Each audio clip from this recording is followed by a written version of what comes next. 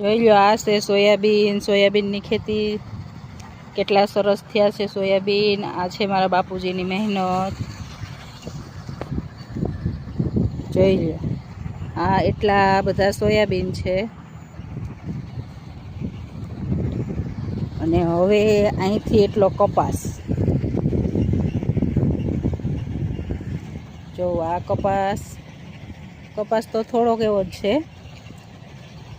બહુ વધારે નથી, કારણ કે વધારે વરસાદ હતો ને તો થોડોક પાણી લાગી ગયું હતું એવું હતું, એટલે થોડી કાઢી નાખ્યો તો અડધામાંથી. અને અડધામાં આવી ગઈ છે હવે આપણી રોવડાવે એવી ડુંગળી. જોઈ લો કેવી સરસ થઈ છે ડુંગળી,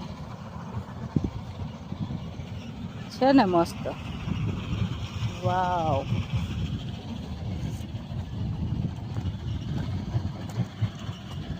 સરસ મજાની ડુંગળી થઈ છે. આ રાત ને દિવસ મહેનત કરે ને ત્યારે આ બધું થાય છે ભાઈ.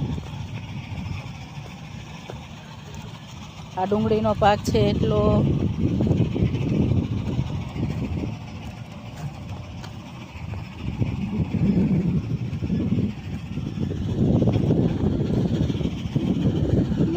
અહીંથી આ એટલું બળદને ખાવા માટે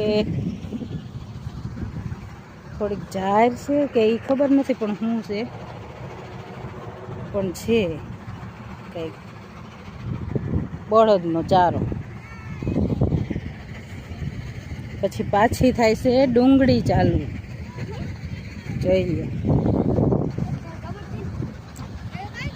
આ પાછી એટલી ડુંગળી વાવેલી છે, એની બાજુમાં કપાસ.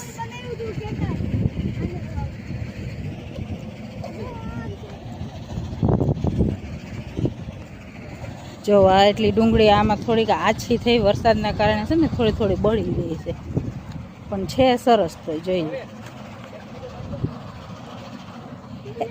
ત્યાં ચીબડાને વેલા છે ને, ત્યાં ક્યાંક મોઢાઈ છે હો, એ બાજુ ન જતા. એક જ મિનિટ.